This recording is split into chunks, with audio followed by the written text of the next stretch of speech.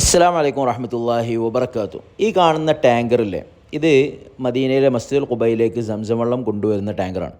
അതായത് ലോകത്ത് തന്നെ 3 പള്ളികളിലാണ് ഔദ്യോഗികമായിട്ട് സംസം വെള്ളം കൊടുക്കുന്നത്. ഒന്ന് നമുക്കറിയാവുന്നതുപോലെ മസ്ജിദുൽ ഹറാം മക്കത്തെ പള്ളി, പിന്നെ മദീനയിലെ മസ്ജിദുൻ നബവി, മൂന്നാമത് ഈ കാണുന്ന മസ്ജിദുൽ ഖുബ എന്ന് പറയുന്ന പള്ളിയിലും സംസം എന്ത് ചെയ്തു ഔദ്യോഗികമായിട്ട് തന്നെ നമുക്ക് കിട്ടും.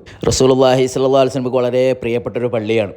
അതിൻ്റെ ഒരു കാരണം എന്ന് പറയുന്നത് ഈ ഭൂമിയിൽ തന്നെ അള്ളാഹുവിൻ്റെ റസൂൽ സല്ലല്ലാഹു അലൈഹി വസല്ലമ ആദ്യമായിട്ട് നിർമ്മിച്ച പള്ളിയാണ്. ഇതിൻ്റെ മുമ്പ് മനുഷ്യർ നിർമ്മിച്ചൊരു പള്ളി ഭൂമിയിലില്ല. അള്ളാഹുവിൻ്റെ റസൂൽ സല്ലല്ലാഹു അലൈഹി വസല്ലമ ആദ്യത്തെ കല്ല് വെക്കുകയും രണ്ടാമത്തെ കല്ല് അബൂ സിദ്ദീഖ് റളിയല്ലാഹുവിനോട് വെപ്പിക്കുകയും മൂന്നാമത്തെ കല്ല് മഹാനായ ഉമർ ബിൻ ഖത്താബ് റളിയല്ലാഹുവിനെ കൊണ്ട് വെപ്പിക്കുകയും ചെയ്ത് അന്ന് നിർമ്മിച്ച പള്ളിയാണ്. ഈ അടുത്ത കാലത്താണ് സൗദി സർക്കാർ മസ്ജിദുൽ ഹറാമിലും മസ്ജിദുൻ നബവിക്കും ശേഷം മസ്ജിദുൽ ഖുബയിലും കൂടി എന്ത് ചെയ്യുക, സംസം വെള്ളം വെക്കുക എന്നുള്ളൊരു ഓപ്ഷൻ കൊണ്ടുവന്നു. അതേ സംസം വെള്ളം കൊണ്ടുവരുന്ന ടാങ്കറാണ് ഈ കാണുന്നത്.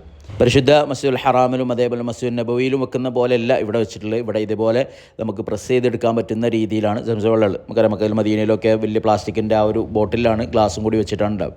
മസ്ജിദുൽ ഖുബയിൽ വന്നാൽ മസ്ജിദുൽ ഖുബയുടെ ഏറ്റവും ബാക്ക് ഭാഗത്തേക്ക് വരിക, നിസ്കാരത്തിൻ്റെ അതായത് മെഹ്റാബിൻ്റെ നേരെ ഓപ്പോസിറ്റ് ഭാഗത്തേക്ക് വന്നാൽ ഇവിടെ സംസം എന്ന് എഴുതിയിട്ടുള്ള വെള്ളവും ഗ്ലാസ്സും ഒക്കെ വെച്ചിട്ടുണ്ടാവും. അപ്പോൾ എൻ്റെ ഓർമ്മ ശരിയാണെങ്കിൽ ഈ 3 പള്ളികളിൽ മാത്രമാണ് ഔദ്യോഗികമായിട്ട് സംസം വെള്ളം കൊടുക്കുന്നത്. ഇതുപോലെയാണ് ഇവിടെ സംസം വെള്ളം എടുക്കുക. അപ്പോൾ മസ്ജിദുൽ ഖുബയിൽ വരുന്നവരെന്ത് ചെയ്യുക, പള്ളിയുടെ ഏറ്റവും ബാക്ക് ഭാഗത്തേക്ക് വന്നാൽ നിങ്ങൾക്ക് സംസം വെള്ളം എടുക്കാനും കുടിക്കാനുള്ള സൗകര്യം ഇവിടെ ഉണ്ടായിരിക്കുന്നതാണ്.